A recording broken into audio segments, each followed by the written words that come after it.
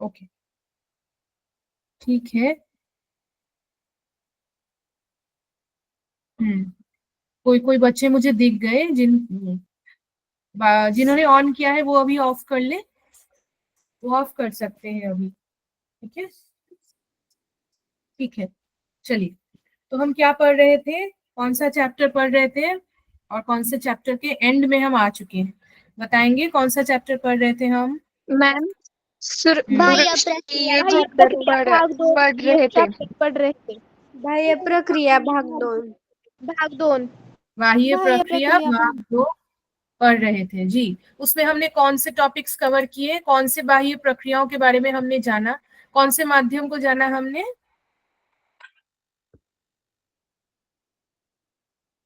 कौन कौन से मैम माध्यम? हमने हम्म। यारदांग के बारे में जाना, नदी के खनन कार्य, इसके बारे में भी जाना था। अच्छा, और नदी के बारे में। यारदांग कैसे तैयार होते ये भी जाना था मैम। हाँ जी। मैम हिम नदी के कार्य और हिम नदी के कार्य और भूरूप। ओके, मैम हम हैंड रेज करते हैं, आप नाम बता दो। एक सब लोग साथ में बोल रहे हैं ma'am, yes ma'am. Ma'am okay. चलिए, मुझे 2-4 आंसर्स मिल गए, फिर नेक्स्ट क्वेश्चन से हैंड रेज स्टूडेंट्स को पूछेंगे, बाकी स्टूडेंट्स को भी पूछेंगे। ठीक है, तो हमने नदी के बारे में पढ़ा, हमने हिमवाह के बारे में पढ़ा, हमने हवा जो है उसके बारे में पढ़ा। देखिए, आपको ना अटेंडेंस लिंक मिल गई, यहाँ मैम ने दे दिया है, देख लीजिए। तो हमने उसके बारे में भी पढ़ा, फिर हमने और भी पढ़े कि कैसे ये जो माध्यम है ये अपने खनन का कार्य पृथ्वी स्तर के ऊपर करेंगे। अभी क्या है ना, अभी हमारे पास सिर्फ 2 टॉपिक ही बाकी है, जिसको पढ़ने से आपको पता चल जाएगा कि और 2 माध्यम कौन से हैं जिससे हमारे पृथ्वी की जो स्तर है या जो उसका ऊपरी भाग है वो कैसे परिवर्तित होता है, फिर उस परिवर्तन के बाद क्या होता है। तो वो 2 क्या है, एक है सागर की लहरों का काम, या जिसको हम कहते हैं समुन्दर की लहरें, वो कैसे काम करती है। फिर हम उसके साथ साथ और भी पढ़ेंगे कि जो पानी होता है ना, कि ऊपर तो एक आपने नदी पढ़ लिया, लेकिन जो पानी यानी भूपृष्ठ के नीचे होता है, अंडरग्राउंड होता है, ग्राउंड के नीचे रहता है, वो पानी कैसे अपना कार्य करती है और भूपृष्ठ के ऊपर वो परिवर्तन लाती है, उसको आज हम इस चैप्टर पे पढ़ेंगे। इन 2 टॉपिक्स को कवर करने के साथ साथ ही ये जो बाह्य प्रक्रिया भाग 2 है, ये चैप्टर हमारा एंड हो जाएगा, फिर हम नेक्स्ट चैप्टर पे जाएंगे। ठीक है सभी को? Okay ma'am. यस ठीक है, मैम। ओके। अभी एक क्वेश्चन था, आप लोगों का एग्जाम ठीक गया, ठीक ठाक गया आप लोगों का exam? Yes ma'am. Yes okay, चलिए, आगे की जो प्रोसेस है या आगे का जो पार्ट है उसको पढ़ेंगे। उससे पहले चलिए देख लेते हैं नेक्स्ट क्या है। अच्छा, मैं नेक्स्ट टॉपिक शुरू करूं उससे पहले मैं आप लोगों को एक क्वेश्चन पूछ लूं। ये समुंदर के समीप गए हैं आप? कभी कभी समुंदर के आसपास गए हैं? बीच? नहीं मैम। समुंदर ही नहीं देखा मैम अभी। अच्छा, ठीक है, मैंने देखा है मैम। ओके। चलिए, किन्हीं बच्चों ने देखा है, किन्होंने नहीं देखा है, लेकिन आपको ये तो पता है ना कि समुंदर की लहरें कैसे होती है, वो कैसे तट पर आती है, फिर कैसे, है ना? Yes ma'am. हाँ, हम सभी ने देखा है। तो अभी ना ये बहुत आश्चर्यजनक बात है, लेकिन ये ना जानकर भी हमें पता चलता है कि भूगोल में हमें क्या क्या पता चलता है। जैसे ये देखिए, हम जाते हैं ना समुंदर के समीप, हम वहां पे देखते हैं, फिर वापस आ जाते हैं, देखने में हमें बहुत अच्छा लगता है कि कितनी अच्छी वातावरण है यहाँ पे, आके बहुत अच्छा लग रहा है। लेकिन ये सागर की लहरें भी अपना कार्य कैसे करते करते पृथ्वी को परिवर्तन करती है, और इस परिवर्तन के द्वारा पृथ्वी के जो बाकी प्रक्रियाएं हैं वो कैसे चल रही है, इन सब चीजों को जान के ना बहुत आश्चर्य होता है। तो सागर की लहरों को जानने के लिए ना हमें सागर के जो लहरें होती है उनके जो पार्ट्स होते हैं या उनके जो हिस्से होते हैं वो उसको समझना जरूरी है। इसलिए हर भूगोल क्लास में हम जो करते हैं आज भी वही करेंगे। अपनी किताब और आपके साथ जो पेन या पेंसिल जो भी कुछ है जिससे हम डायग्राम बनाते हैं उसको अपने साथ रखिए, क्योंकि स्क्रीन शेयर करते ही हम बाकी चीजों को ड्रॉ करके आपको समझाएंगे। ठीक है, चलिए शुरू करते ओके हैं। Ma'am. Okay okay ma'am. Okay, चलिए स्क्रीन शेयर करते हैं। आपको जैसे ही दिख जाएगी आप मुझे बताएंगे मैम दिख रही है। Okay ma'am.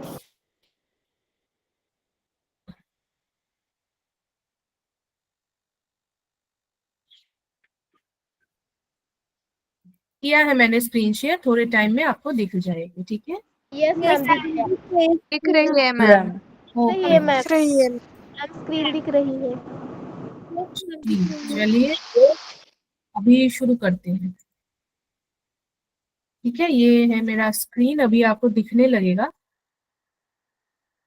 यस मैम, दिख रहा है।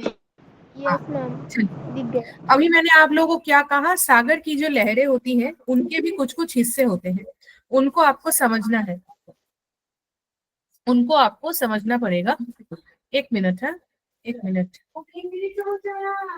एक मिनट।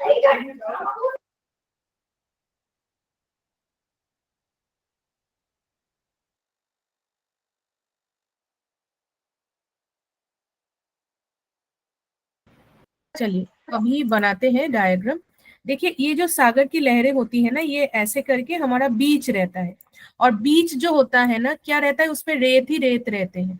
ठीक है, तो समुद्र की लहरों का काम क्या है, ऐसे आना, ऐसे बीच के ऊपर लहराना, फिर वापस चले जाना, है ना। तो समुद्र की लहरें और जो वेव्स होती हैं, जो लहरें होती हैं, उनकी आकृति कैसे होती है, कुछ ऐसे होती है।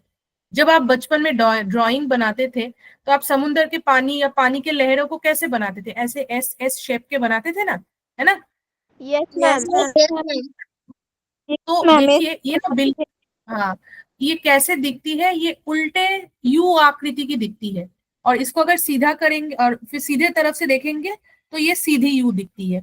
तो ये हो गया हमारा उल्टा यू, ये हो गया हमारा सीधा यू। अभी हमें समझना है कि इसको इसको हम क्यों बना रहे हैं और उसका क्या कार्य रहती है। तो क्या होता है, समुंदर के ऊपर जब तीव्र गति से हवाएं चलती है तो ऐसी ऊंची ऊंची पानी के लहरों को प्रस्तुत करती है। अब ये लहरों को क्या कहा जाता है, ये देखिए, ये जो है ना, ये जो लो पोर्शन है, ये देखिए, ये एक बर्तन के ना नीचे का जो पोर्शन है बिल्कुल उसके जैसा दिखता है। मान लीजिए आपके पास कोई बड़ा बर्तन है ना जिसमें आप पानी वगैरह रखते हैं, कोई कलश है, कलश का जो नीचे वाला पोर्शन है ना वो कैसा है, ऐसे फ्लैट दिखता है ना, यू शेप, है ना। तो यस इसको मैम, दिखता है। यस तो मैम। इसको कहा जाता है, इसको कहा जाता है, सभी लिखेंगे मेरे साथ, इसको कहा जाता है, एक सेकेंड,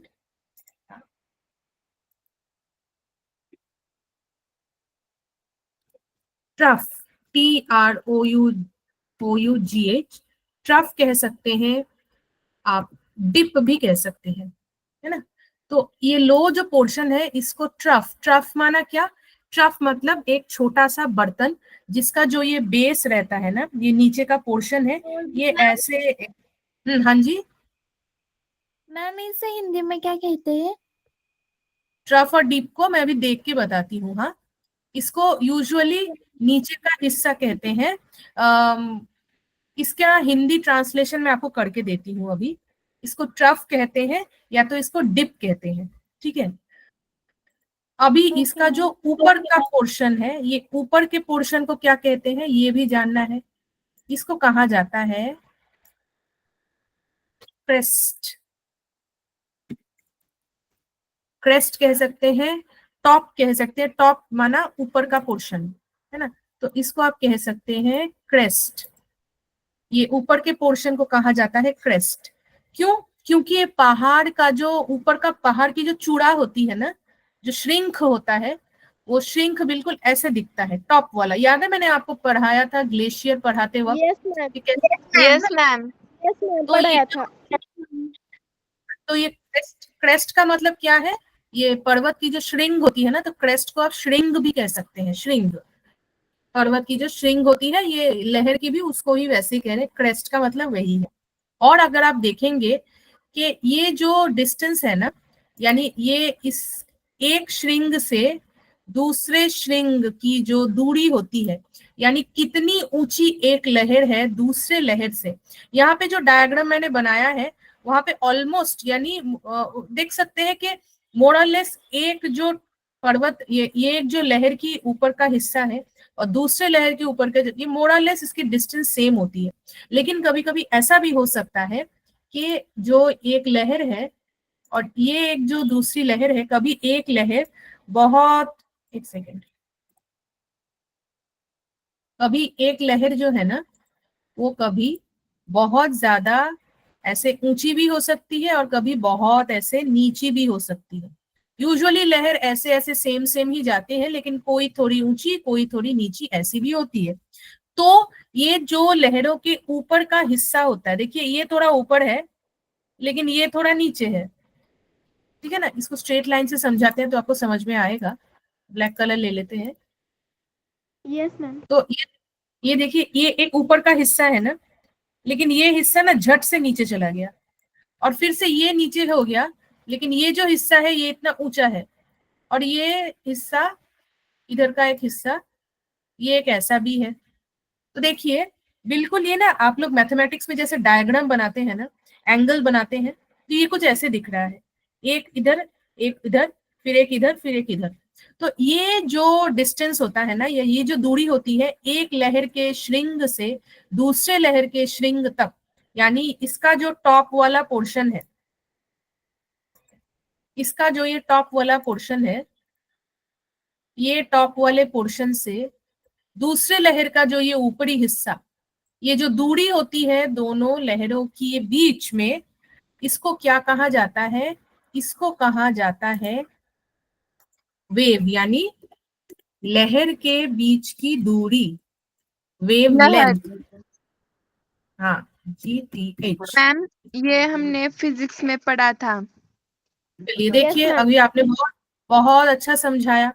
देखिए इसीलिए मैं कहती हूँ भूगोल एक ऐसा सब्जेक्ट है जो बाकी सब्जेक्टों से हमेशा कनेक्टेड रहता है।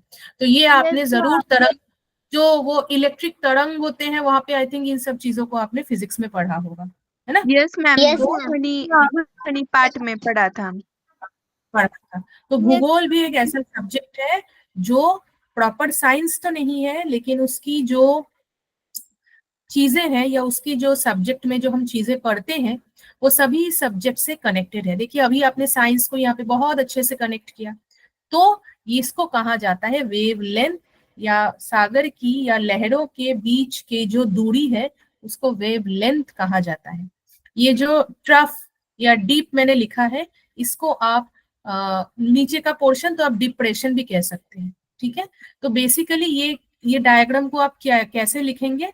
इस डायग्राम का नाम है, मैं इसको थोड़ा मिटा देती हूँ, सॉरी, हाँ मैं इसको मिटा देती हूँ। इस डायग्राम का नाम है समुंदर के लहरों के हिस्से या parts of sea wave. Wave माना समुंदर की लहरें या तरंगों के हिस्से, parts of a sea wave. चलिए हेडिंग दे देते हैं, parts of sea wave. Sea मतलब समुंदर, वेव मतलब तरंगे। तो तरंगों की या लहरों के जो पार्ट्स होते हैं, जो हिस्से होते हैं, उनको जब हम डिवाइड करते हैं या जानते हैं कि उन लहरों के जो पार्ट्स होते हैं उन पार्ट्स को क्या कहा जाता है, तो इससे इस डायग्राम से हमें वो पता चलता है। ठीक है सभी को? Yes ma'am.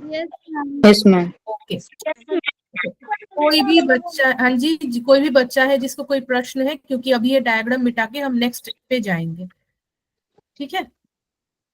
ओके चलिए, अगर नहीं है, ओके चलिए, नहीं है तो नया फाइल, नई डायग्राम शुरू करते हैं। चलिए अभी हम क्या देखेंगे? वर्क, यानी लहरों का काम, वर्क ऑफ सी वेव, समुंदर के लहरों का क्रियाकलाप या समुंदर के लहरों का काम, वो क्या काम करती है, ठीक है। अभी देखिए, अभी जो है ना, ये जो समुंदर की लहरें होती है वो क्या करती है, यहाँ पे क्या लिखा है? इरोजन का काम करती है और डिपोजिशन का काम करती है। तो इरोजन का मतलब क्या? तोड़ना, खनन करना, और डिपॉजिट करना मतलब जमा करना। तो अभी आपको जान के आश्चर्य होगा कि जो नदी है वो भी तोड़ती है, वो भी जमा करती है, समुंदर भी तोड़ती है और जमा करती है। अब वो क्या तोड़ती है और क्या जमा करती है, इसको हमें जानना है। देखिए बहुत इजी एक क्वेश्चन आप लोगों से पूछेंगे, आप लोग सोच के बोल सकते हैं। जब वो जमा करती है, समुंदर की लहरें जो होती है ना, वो समुंदर के ऊपर से ऐसे ऐसे ऊपर ऊपर ऊंचा ऊंचा होके आती है, फिर वो अपने चीजों को कहीं तो जमा करती है। आपको क्या लगता है वो कहाँ जमा करती होगी? समुंदर में।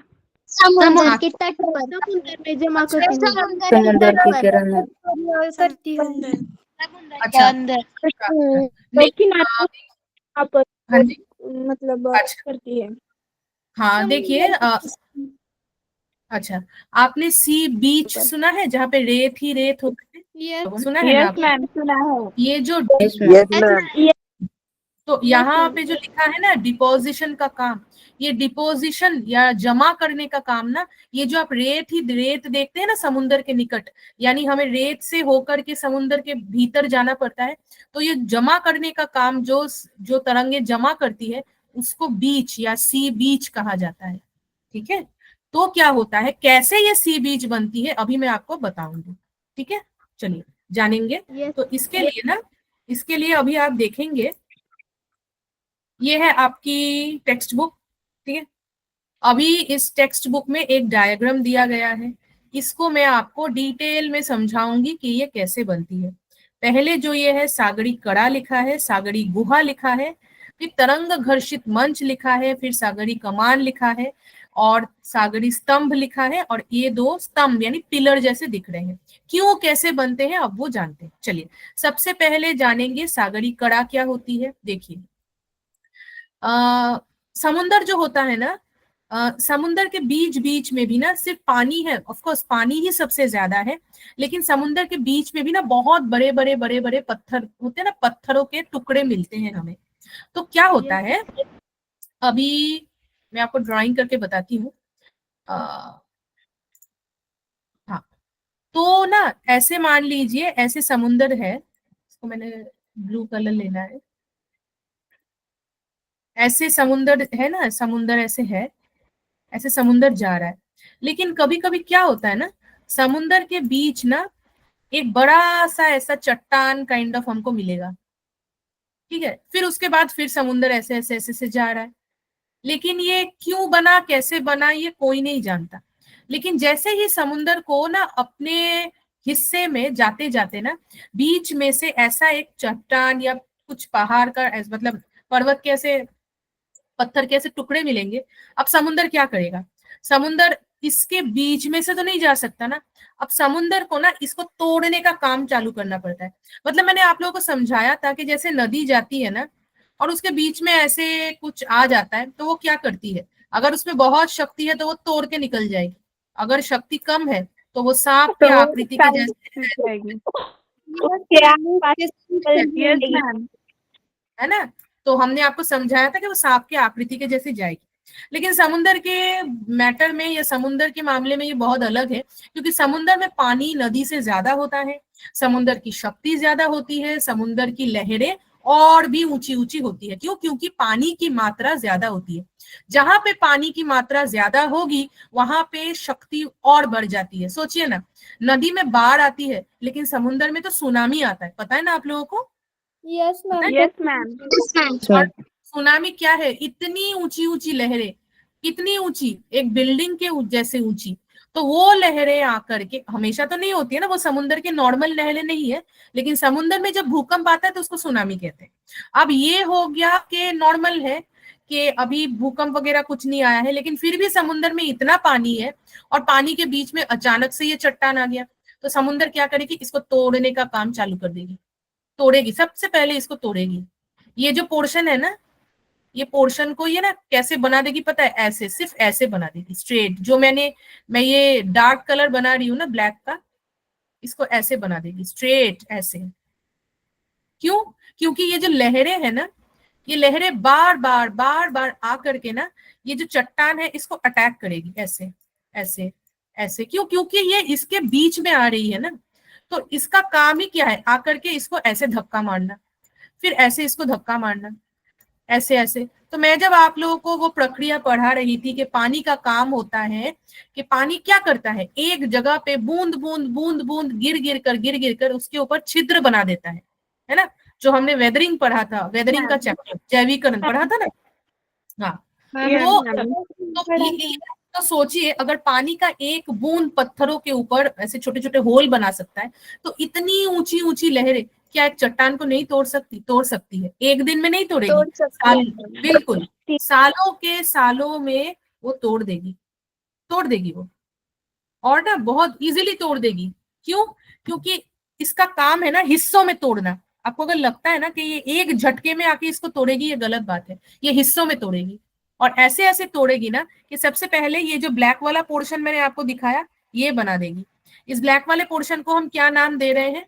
इस ब्लैक वाले पोर्शन को हम नाम दे रहे हैं सागरी कड़ा। देखिए सबसे पहले ये कड़ा ऐसे स्ट्रेट था, तो ये बड़ा सा जो टुकड़ा था ना, इसको ये वाला पोर्शन जिसको मैंने अभी बनाया है इसको कहते हैं सागरी कड़ा। ये देखिए ये वाला पोर्शन जो ये हाईलाइट किया है ना मैंने ब्लैक कलर से, आप उसको लिख सकते हैं सागरी कड़ा। ठीक है, तो लिख दीजिए। ठीक है, अभी हम क्या करेंगे, अभी हम ये जो कड़ा है ना इसको लेके ही सबसे पहले हम देखेंगे। सबसे पहले तो समुद्र ने इसको आधा हिस्से में कर दिया। कैसे कर दिया? हमारे पास सिर्फ इतना सा ही हिस्सा में है। ये वाला हिस्सा अभी मैं सिर्फ इतने हिस्से में आपको ड्राइंग करके बताऊंगी कि इस हिस्से के बाद इसने क्या किया। चलिए, इतना मेरे पास है, यानी समुद्र ने मुझे इतना सा पोर्शन दिया है, इतना सा पोर्शन मेरे पास है, लेकिन बाकी का हिस्सा यहाँ पे है। ऐसा नहीं कि ये हिस्सा इससे टूट गया या बिछड़ गया, दोनों साथ साथ ही है, लेकिन ये टूट के इतना इतना छोटा सा इतना सा बन गया है। अभी क्या करेगी? अब समुद्र की लहरों का काम क्या है? नीचे आके धक्का देना। देखिए मेरी एरो जहां है ना, एरो की डायरेक्शन, तो वो नीचे आकर के ना ऐसा धक्का धक्का कंटिन्यू देते ही जाएगी। क्यों? क्योंकि ये लहरों के बीच के रास्ते में आ रहा है ना, तो अभी वो लहरें जाएंगी कहाँ? अब मान लीजिए पानी का जगह है पानी के भीतर रहना, अब पानी के बीच अगर पत्थर आ जाए तो पानी क्यों ही उसको रहने देगा, है ना। जैसे जानवरों का काम है जंगल में रहना, अगर अचानक से हम जो है हम मनुष्य वहां पे जाने के लिए रहे तो क्या हम उनके तौर तरीकों को अपना पाएंगे? नहीं अपना पाएंगे ना।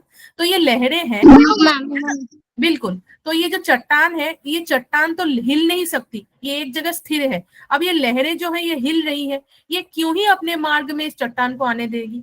तो ये क्या कर रही है? बार बार अटैक कर रही है। अटैक नहीं कर रही है, बस इसको धक्का दे रही है। क्यों? क्योंकि तुम मेरे मार्ग में आ रहे हो, अगर तुम नहीं हटोगे तो मैं उस साइड जाऊंगी कैसे, है ना। तो प्रकृति की जो ये छोटी छोटी चीजें हैं ना, इनकी भी एक भाषा होती है, उसको थोड़ा समझना पड़ता है। ठीक है, तो अब ये इसको बार बार बोल रही है कि तुम हट जाओ यहाँ से, हट जाओ यहाँ से, लेकिन ये नहीं हट रहा है। क्यों? क्योंकि ये तो हिल ही नहीं सकता। तो अब पानी क्या करेगा? देखिए ये बार बार इसको अटैक कर रहा है। अटैक करते करते क्या होगा पता है? ये जो पोर्शन है ना, ये ब्लैक वाला स्ट्रेट लाइन और ये ऐसे करके मैंने जो बनाया है, इसके भीतर ना ये क्या करने लगेगी, ये पोर्शन को ये तोड़ देगी। कैसे तोड़ेगी? जो ये चट्टान कुछ ऐसे मुझे दिख रहा था, इसके नीचे के पोर्शन में ना ऐसे करके ये जो था ऐसे मेरा था, अब इसका नीचे के पोर्शन में ना यहाँ पे तो पानी ये नीचे से ना पानी प्रवेश करेगा, इधर से पानी प्रवेश करेगा। ठीक है, साइड से भी आ रहा है, नीचे से भी आ रहा है, ऊपर से भी थोड़ी टाइम, ऊपर से उतना नहीं, लेकिन लहरें है ना, तो नीचे से ऐसे प्रवेश करने के बाद ना नीचे इतना बड़ा ना एक छिद्र प्रकार का बना देगी, और ऐसे छिद्र बनाएगी ना कि ये जो था ना चट्टान का ये वाला पोर्शन, ये इसको ना पूरा ये हटा देगी, पूरा उड़ा देगी, और ये नीचे ना इतना बड़ा एक होल जैसे बना देगी। इसको कहते हैं समुंदर का गुहा।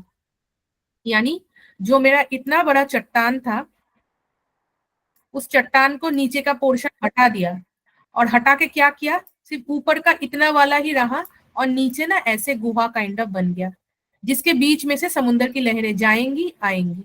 समझ में आ रहा है सभी को? ए देखा, ए इंग्लिश देखा है? मैम हाँ जी, इसे सागरिका मान भी है ना। हाँ। तो समुद्र की ए लेटर देखा है इंग्लिश में? ए कैसे लिखते हैं? ये बिल्कुल गुहा जो है ना ये ऐसे दिखती है, लेकिन ये राउंड ऐसे नहीं, ये थोड़ी सी स्ट्रेट नहीं होती है, लेकिन ये थोड़ा सा ना यहाँ पे कैसा होता है मैं आपको बताती हूँ। ये ना कुछ ऐसे होता है, ऐसे होता है। मतलब मान लीजिए चट्टान का सिर्फ ऊपर का पोर्शन है, नीचे कुछ नहीं है, सिर्फ साइड्स में है, तो समुद्र के पानी जा रहे हैं आ रहे हैं। क्यों? क्योंकि नीचे से धक्का दे दे के और साइड से धक्का दे के इसने इसको तोड़ दिया, और तोड़ के ये जो ऐसा था ना, ये नीचे का पोर्शन चला गया, सिर्फ इतना सा ही रह गया, सिर्फ इतना सा पोर्शन। मैं मिटा देती हूँ, कितना सा था है ना, पहले ऐसा था, अभी ऐसे हो गया, देखिए ऐसे हो गया, और अभी नीचे से पानी को जगह है, तो पानी यहाँ से जा सकती है आ सकती है। तो जो इतना बड़ा मेरा चट्टान था उसने देखिए उसको इतना छोटा सा बना दिया। हाँ, लेकिन एक बात है यहाँ पे, ये साइड्स जो है ये रह जाते हैं, सिर्फ नीचे का जो था ना वो उड़ जाता है। ठीक है, तो इसको समुंदर के गुहा कह सकते हैं, गुहे के जैसा दिखता है वो, है ना, या सागरी गुहा कर सकते हैं। ठीक है, क्लियर है सबको? देखिए यहाँ पे ऐसे ही यू देखिए उल्टे ए काइंड ऑफ बन गया, मैं आपको यही कह रही थी, समझ में आ रहा है? Yes ma'am. यस तो मैम। पहले Yes, उसने समझ ऊपर गई। का पोर्शन तोड़ दिया, फिर ऐसे नीचे से देखिए, नीचे से उसने अटैक करना शुरू किया और ऐसे उल्टे ए आकृति की कुछ ऐसी ही बना दी। मतलब मैंने जो डायग्राम बनाया है वो मैंने सीधा बनाया है, ऐसे बनाया है।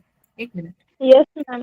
है ना, आपके टेक्स्ट बुक में कैसा दिया गया है, मैंने कैसा बनाया है, ऐसा बनाया है, लेकिन इसको अगर उल्टा कर देंगे तो ये कैसे दिखने लगेगी, ऐसे दिखने लगेगी ना, तो कुछ ऐसे ही है।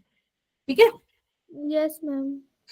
चलिए, किसी को कोई क्वेश्चन है तो प्लीज बताएं। No, ma'am, no doubt. No question. No question. Okay, चलिए, अभी हमने सागर का जो ये गुफा है ये कैसे बनती है वो भी हमने देख लिया।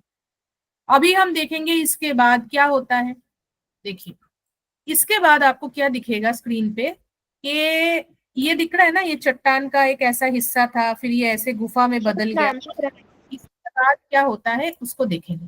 Ma'am. देखिए, एक जो चट्टान रहती है ना वो कभी सीधी नहीं रहती, है ना, पहाड़ पर्वत वो कभी सीधे नहीं होते, लेकिन ऊपर नीचे थोड़े बहुत होते हैं।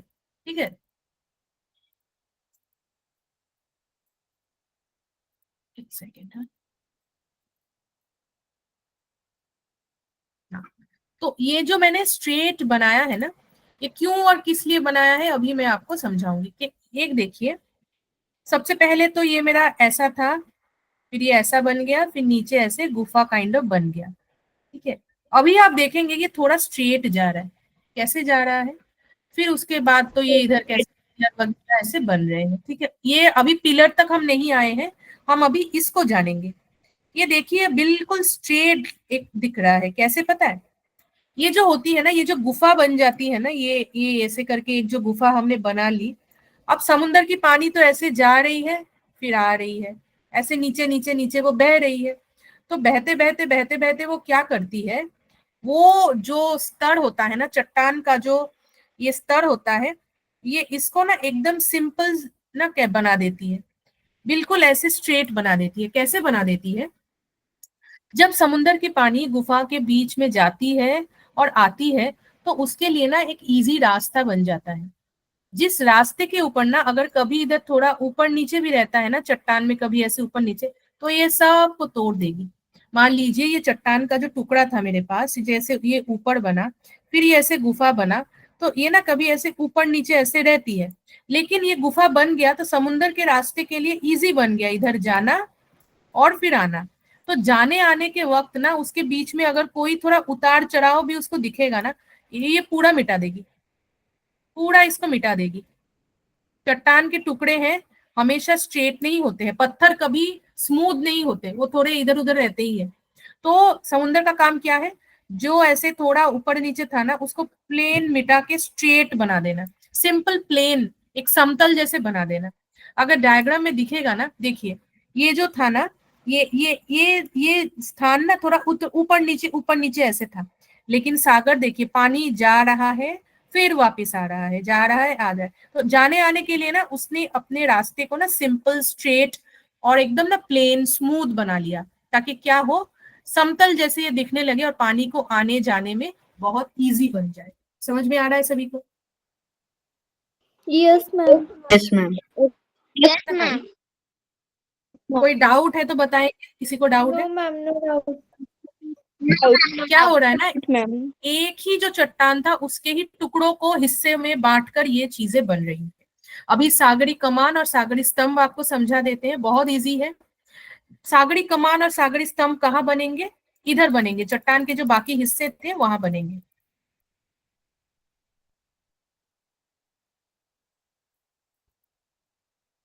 देखिए, ये वाला पोर्शन तो इससे मेरा गुफा बन गया, फिर मेरा ये सब चीजें बन गई।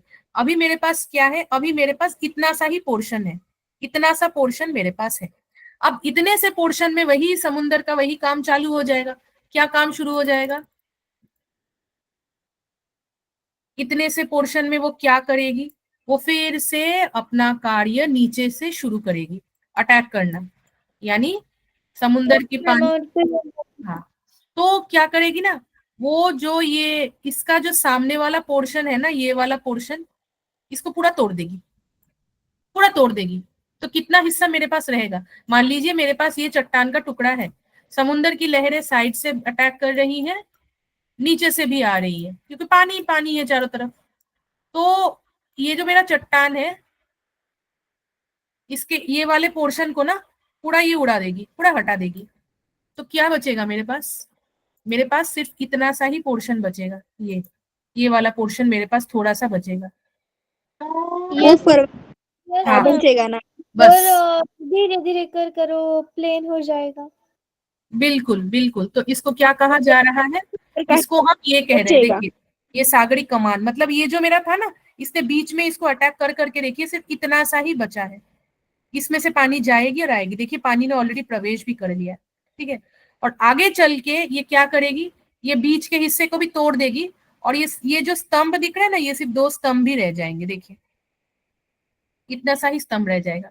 मतलब इसने जो नीचे से अटैक करना चालू किया, अटैक करते करते बीच में इसने इतना बड़ा छिद्र बना दिया। थोड़े टाइम के बाद ये इस छिद्र को भी पूरा गिरा देगी, इस साइड को भी गिरा देगी, इस साइड को भी गिरा देगी। तो ये जो 2 पिलर है ना, एक पिलर इधर एक पिलर इधर, सिर्फ ये 2 पिलर ही रह जाएंगे। क्यों? क्योंकि बीच वाला हिस्सा तो सागर ने उड़ा ही दिया, हटा ही दिया।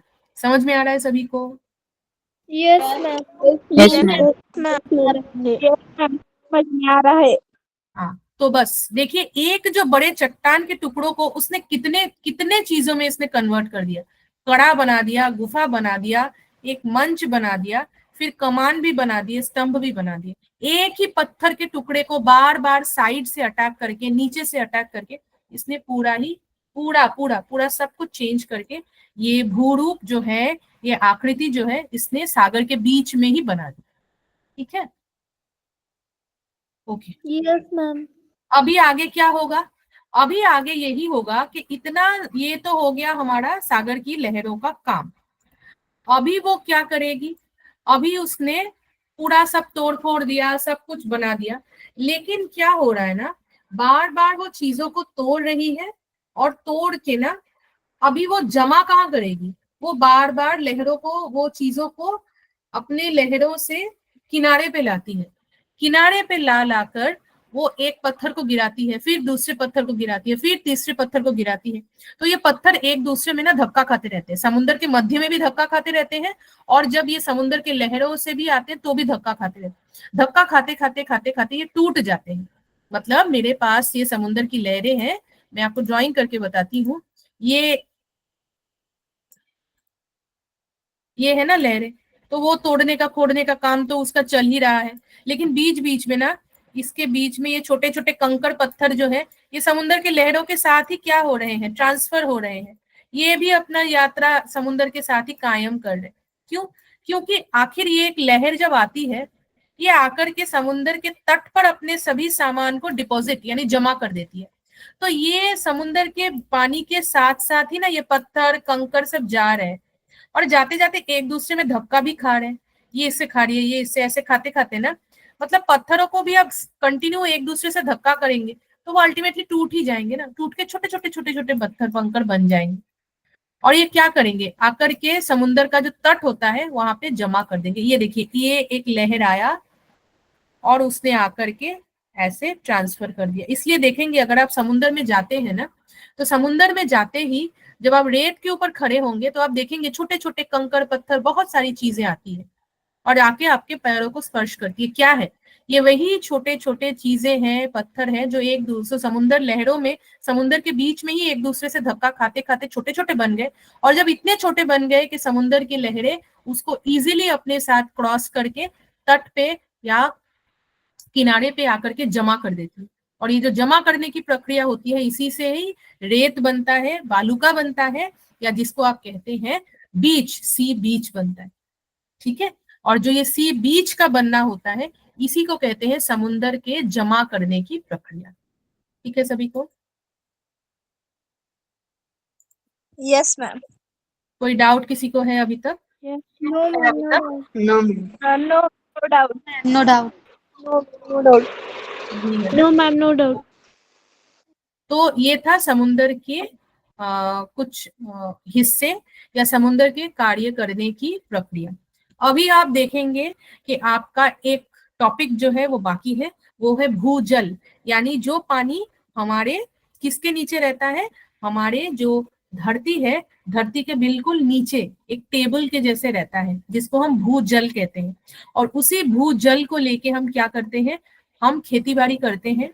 हम, आपने देखा है कुआं, कुआं होता है ना गांव में, वेल जिसको कहते हैं, वो क्या है, वो भूजल ही है जो नीचे से आता है।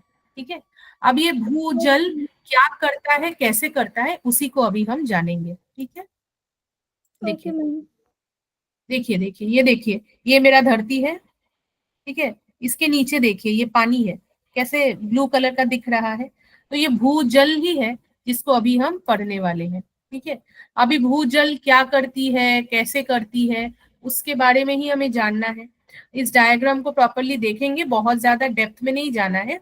देखिए ये हमारा धरती है ना, ये देखिए ये धरती के नीचे ही हमारे पानी की ना एक स्तर होती है, जिसको हम वाटर टेबल या पानी का एक ऐसा छोटा सा स्तर कह सकते हैं। तो जो ये हमारे है ना, जो हमें मिलते हैं, छोटे छोटे तालाब मिलते हैं, छोटे छोटे गांव में नदियां मिलती हैं, कभी कभी वो भूजल से भी तैयार होती है। ऐसा नहीं कि हमेशा पानी जो है वो बर्फ से पिघलने के बाद ही आती है, नहीं, गाँव में जो छोटे छोटे तालाब, छोटे छोटे नदी मिलते हैं, जो कभी कभी रहते हैं बरसात के मौसम में, फिर कभी कभी बरसात खत्म हो जाती है तो वो भी खत्म हो जाते हैं। वो कैसे आते हैं, वो भूजल से आते हैं। तो ये भूजल क्या करता है, अभी हमें उसको ही पढ़ना है। इतना तक सभी को क्लियर है? Yes Yes, ma'am, ma'am. Clear है। Yes ma'am, yes ma'am. Yes ma'am, okay, yes ma'am. ये भूजल जो है ना, इसका काम भी कुछ ऐसा ही। अच्छा, ये सब तो समुद्र के पिक्चर्स ही हैं जो मैं आपको दिखाऊंगी बाद में। ये भूजल क्या करता है, कैसे ये बनता है, ये देखिए एक भूजल की अच्छी पिक्चर आपके सामने दी गई है। बहुत ज्यादा तो डेप्थ में नहीं है, लेकिन ये भूजल भी एक ऐसा है ना, ये भूजल भी इसका काम होता है, मोस्टली इसका काम होता है जमा करना। क्यों?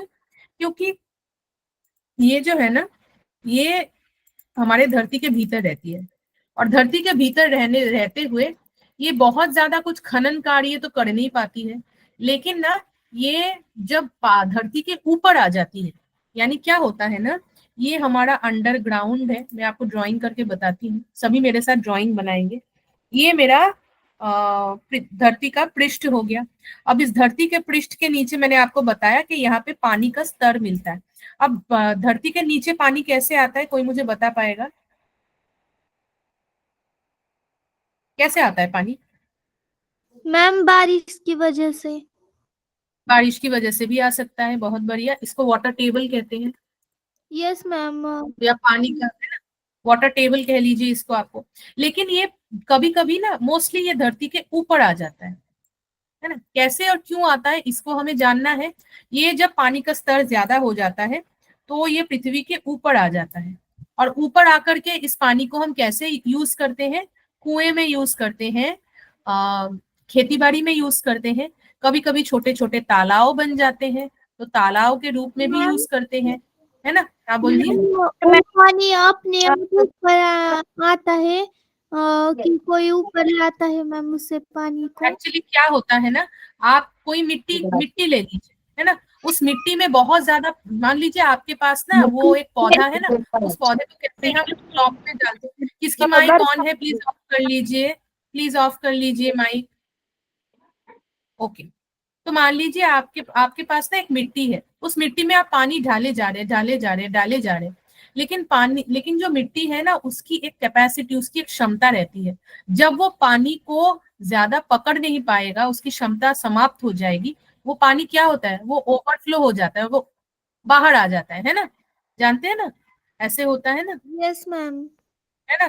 तो ये जो वाटर टेबल है ना, या ये जो पृथ्वी का जो भूपृष्ठ है, ये पानी कैसे ऊपर आता है, जब ये भूपृष्ठ में पानी की जो अमाउंट है, पानी का जो माप है, वो इतना ज्यादा बढ़ जाता है कि ये इसको होल्ड नहीं कर पाता है ना, इसकी क्षमता समाप्त हो जाती है। तो वो बिल्कुल बिल्कुल ऊपर ना फ्लो होने लगती है, वो ऊपर ऐसे, मतलब वो जैसे हम स्पॉन्ज को निचोड़ते हैं ना, वो निचोड़ ऊपर आ जाता है। अभी समझ में आया आप लोगों को? Yes ma'am. Yes, ma'am. तो ये बहुत बहुत सिंपल है। तो ये जो पानी हमारे ऊपर आ जाता है ना, तो ये ऊपर आकर के, मैंने क्या बोला, खेती बाड़ी में काम आता है, हम कुआं बना लेते हैं, फिर हम कभी कभी छोटे छोटे ऐसे तालाब भी देखते हैं बन गए हैं, छोटे छोटे तालाब वगैरह भी बन जाते हैं, ठीक है। अभी देखिए, ये पानी जो है ना वो नीचे से ऊपर आ रहा है, लेकिन ऊपर आते ही क्या होता है, ऊपर आते ही उसको सूर्य का सामना करना पड़ता है कि नहीं, क्योंकि ऊपर तो सनलाइट है ना। तो जैसे ही वो सनलाइट का सामना करती है, तो वो क्या होने लगती है ना, बहुत ज्यादा तो नहीं, लेकिन थोड़ा बहुत इवेपोरेशन होने लगता है। इवेपोरेशन का मतलब क्या है, आप लोग मुझे बताएंगे हिंदी में? बाष्पीभवन। हाँ, वाष्प बन जाता है। तो वो, हाँ जी, तो जब वो वाष्प बन जाता है ना, मान लीजिए क्या होने लगता है पता है, अभी ये मेरा वाटर, हाँ जी, तो मान लीजिए ये एक पर्वतीय एरिया है, एक पर्वत का एरिया है, मान लीजिए पर्वत है, ऐसे पर्वत है, और जो है ना पर्वत के नीचे जो थी, ये जो पानी थी ये ऊपर आ चुकी है, और आकर के छोटे छोटे झील वगैरह इसने बनाए हैं। लेकिन क्या हो रहा है, जैसे ही ये इवेपोरेट हो रही है, और ये इवेपोरेट होकर के ना क्या हो रहा है कि ये ऐसे जा रही है ना, तो जो इवेपोरेशन या वाष्पीकरण का प्रक्रिया चल रहा है, तो ये पर्वतों से धक्का खा रही है, मतलब जो पानी ऐसे ऊपर जा रही है ना, इसको चट्टानों को क्रॉस करके फिर वाष्प बनना पड़ता है। लेकिन आपको याद रखना पड़ेगा कि ये नीचे से जैसे ऊपर जा रही है और वाष्प बन रही है, तो इसके भीतर ना कुछ सामान है। क्या है इस पानी के अंदर? इस पानी के अंदर कभी कभी नमक ज्यादा रहता है, या कभी कभी कुछ और है ना, सॉल्ट जिसको हम कहते हैं, वो थोड़ा ज्यादा रहता है। तो वो क्या करती है, वो ना अपने नमक को ना ऐसे पर्वतों पे ऐसे थोड़ा थोड़ा ना जमा करना शुरू करती है, ऐसे ऐसे ऐसे।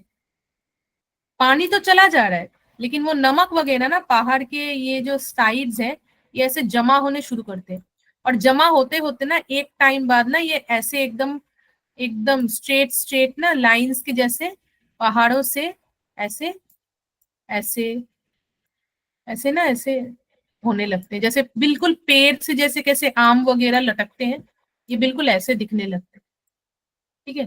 यही इसी चीज को यहाँ पे दिखाया गया है। देखिए, अधोमुखी व अर्धोमुखी लवन स्तंभ व गुहा दिख रहा है आप लोगों को यस पिक्चर में? Yes. Yes ma'am. है? मैम, पर देखिए, उस पिक्चर में बहुत ही अच्छा दिख रहा है मैम। दिख रहा है सभी को? देखिए यस मैम, दिख रहा है। अभी क्या है ना, ये देखिए, ये सब सब सब सब क्या है, नमक है, लवण है। ये धीरे धीरे ऊपर जा रहे थे, तो क्या हुआ, पानी तो चला गया, लेकिन जो नमक था ना वो ऐसे डिपॉजिट या जमा होने लगा, और जमा होते होते कैसे, देखिए बिल्कुल ना ये एकदम कैसे लग रहे हैं पता है, वो मशरूम देखा है आप लोगों ने, मशरूम, वो Yes, ma'am. बिल्कुल वैसे लग रहा है ना। Yes, ma'am. तो अधोमुखी और ऊर्ध्वमुखी, अधो क्यों, क्योंकि कभी कभी थोड़ा जो सॉल्ट है वो यहाँ पे भी जमा हो रहा है, और कोई कोई सॉल्ट ऊपर से नीचे पे भी। ये तो नीचे से ऊपर वाला, ये श्रृंग जैसे लग रहा है, पहाड़ जैसा लग रहा है, और ये ना जाकर के पहाड़ के ऊपर अटक गया, और अटक इतना जमा हो गया ना कि ये नीचे अभी ऐसे आने लगा है, और एक टाइम बाद ना ये सब टूट के नीचे गिर जाएंगे, सब गिर जाएंगे, क्योंकि लवण का जो वजन है वो सहन नहीं कर पाएंगे, सब गिर जाएंगे।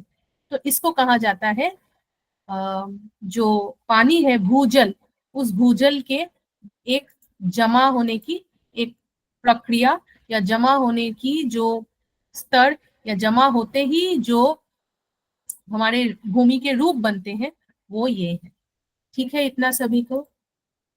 Yes, ma'am. Yes Yes, ma'am. ma'am. Yes, ma'am. किसी को कोई Clear डाउट है, कोई क्वेश्चन कोई पूछना चाहेगा? No No doubt.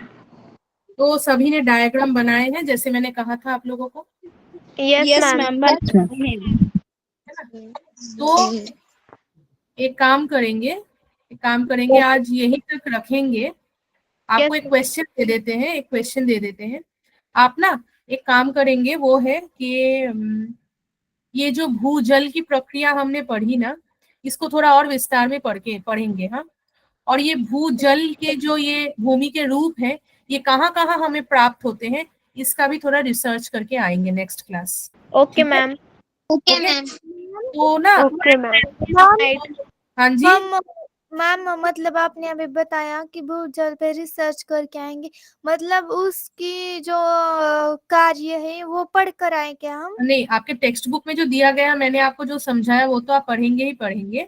आप थोड़ा ना थोड़ा विचार, मतलब थोड़ा रिसर्च करके आएंगे कि ये जो भूजल है ना, और ये भूजल की जो भूमि रूप होती है, वो कहाँ कहाँ मिलते हैं, कहाँ कहाँ हमें प्राप्त होता है। हर जगह तो नहीं होता है ना, लेकिन कहाँ होता है, सिर्फ इतना सा थोड़ा सा पढ़ के रिसर्च करके आएंगे कि ये भूजल की जो भूमि रूप है, ये कहाँ कहाँ प्राप्त होते हैं और क्यों प्राप्त होते हैं, उसको हम डिस्कस करके जान सकते हैं। ठीक है, yes ma'am. Okay. Yes, ma'am. आज इतना ही रख दीजिए, नेक्स्ट क्लास फिर मिलते हैं। थैंक यू, बाय सभी को, good night. Bye. Bye, ma'am. Bye, ma'am. Good night. Bye ma'am.